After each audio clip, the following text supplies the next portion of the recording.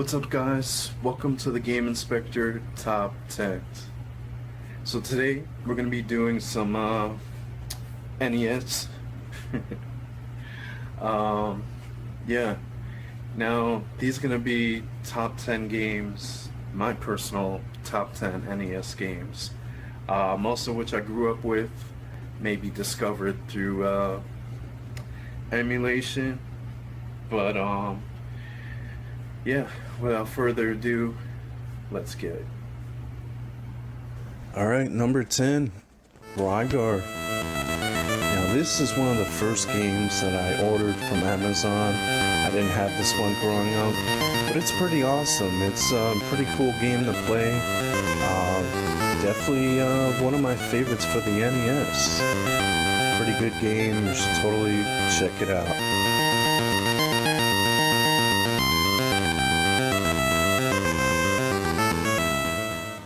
And at number 9, we have Contra. Alright, well, look at this classic intro right here. Contra is a really awesome game, but like many NES games, it's one of the hard ones. But it's great if you have a friend to come hang out and play this with you. It's a good game. I definitely enjoyed it. I didn't have this growing up. I ended up playing it later in my adult years, but it's definitely a good game. Next up at number 8, we have Double Dragon, the first one for the NES. Now, of course, it's not as good as the arcade counterpart, or maybe even the Sega Genesis one, but this game I grew up playing, and it's awesome. It's one of the better beat-em-ups for the NES. In fact, it's pretty much maybe my second favorite beat-em-up for the NES. I don't know, that might be a list in the future. Luckily, this one's not as hard as Double Dragon 3 for the NES. I actually reviewed both that and the Sega Genesis one. Here's a trick I learned by accident as a kid. Oh, and this part's pretty funny too. And you gotta love a beat 'em up with boss fights, right? Until they end like this. And at number 7, we have Castlevania, the first one for the NES. Now this one I did not have growing up, but later, around the time I finished Job Corps after high school, my friends told me about this series and I got into it and I loved it. The only thing about Castlevania is this is another hard NES game. Now I do love this series. I love this one, Bloodlines, Symphony of Night, and many others. I haven't really got a chance to try out the 3D ones yet, but Castlevania is always a really cool game. And what better way to start the series than to start off with the very first one? But like I said, pretty much all that Castlevania games are pretty hard. Be prepared for a challenge. Next up at number 6, we have the original Super Mario Brothers. As you can see, this is actually from a Twitch stream I did, but what's to say? It's Super Mario Brothers. It's a classic. This pretty much made the NES and Nintendo famous. And the movie was awesome too, the new one, not the old one. But yeah, if you haven't played Mario, this is the way to start. And at number 5, we have Mike Tyson's Punch-Out! Now I'm not gonna lie, growing up, I didn't have the Mike Tyson version. I had the one where they lost the licensing. But it's a great game. It got me interested in boxing. I mean, around that time I got into the Rocky movies as well. This is a great game. I'm actually pretty good at it. And if you want to see me stream it on my Twitch channel, Samster516, definitely comment down below. I would love to stream this one day. But yeah, awesome game. The other ones, Super Punch-Out! And the one on the Wii, are awesome as well. Number 4 is Kickle Cubicle. Alright, so this next game I actually reviewed before on Season 1 of the Game Inspector. So I'm going to show you it with a couple clips from there, and then I'll give you my thoughts on the game. So today we're doing a very special game. We're doing Kickle Cubicle. Alright, Kickle Cubicle. Made in 1990, Gardenland. I'm gonna show off a little bit of all 4 lands. That's how many there is. Oh yeah, the first level is probably the most played level I've ever played. So, it's because just about every time I popped in, I played this level. Now, the object of the game is you turn these little blue Goomba looking things. Eyes, you push them to make land. Doesn't really make sense, you push HQ. Oh shit. He's one of the game inspector. Anyway, this is an awesome game. It's a platformer, puzzler type game. Really cool, gets really hard towards the end. And it also has boss battles. It's really cool. Oh man, that used to scare the crap out of me as a kid. Alright, and at number 3, we have Super Mario Bros. 3. Now this game I had growing up, I had all 3 of them.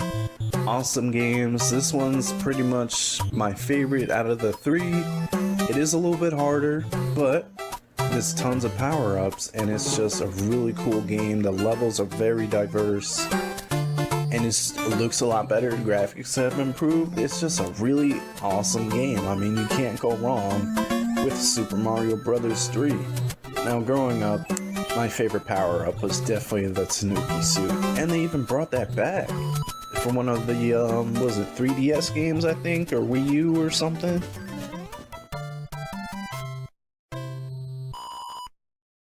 And coming in at number 2, Kirby's Adventure. Wow. This is the first Kirby game, and this game was so awesome. I had this game growing up, and it still holds up today. I mean, there's the new Kirby game that I haven't played yet for the Switch, but this game is a classic. Now, I know I said Super Mario Bros. 3 has a lot of power-ups, but this one, I'm pretty sure has even more.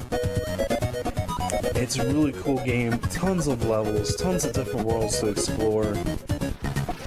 And I mean, you get to be Kirby.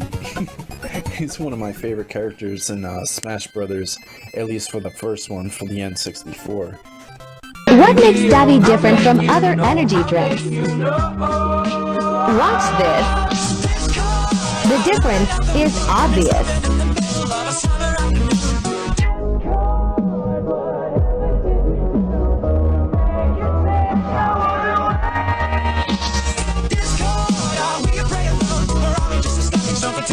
Debbie doesn't use fillers or artificial colors and dyes which are bad for you. Used to doing Samster's Top 10. I'm gonna do some honorable mentions.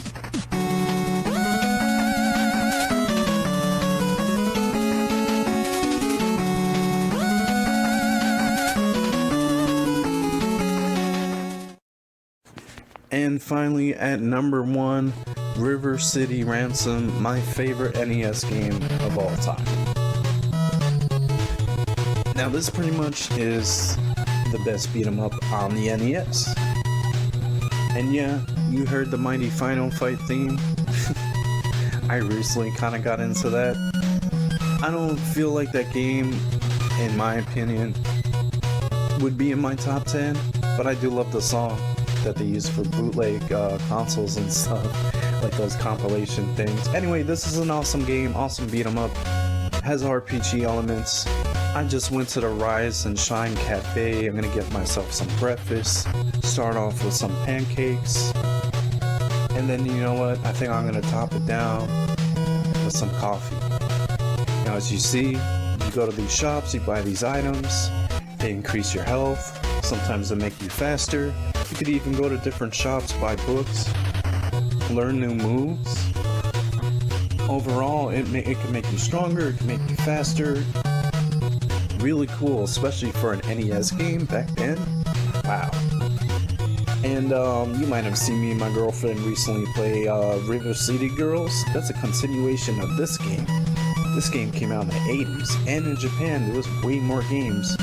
Starring Alex, who's known in Japan as Kunio, I believe. So this franchise is still going. River City Girls 0 and 2 recently came out. Alright, so that was my personal top 10 NES games. So For those of you who've been with me for a while, roughly about 3 years ago, I did the Samster's Top 10, which is kind of like a little bit of a rough draft to what this is now. There will be more coming out. Just want to see how this one does, how long it takes to put together. I've been kind of dreading it because a lot of people have been asking me to, you know, do the voiceovers, play some games, put my input on, which I don't mind. It's just, you know, putting it all together and editing it.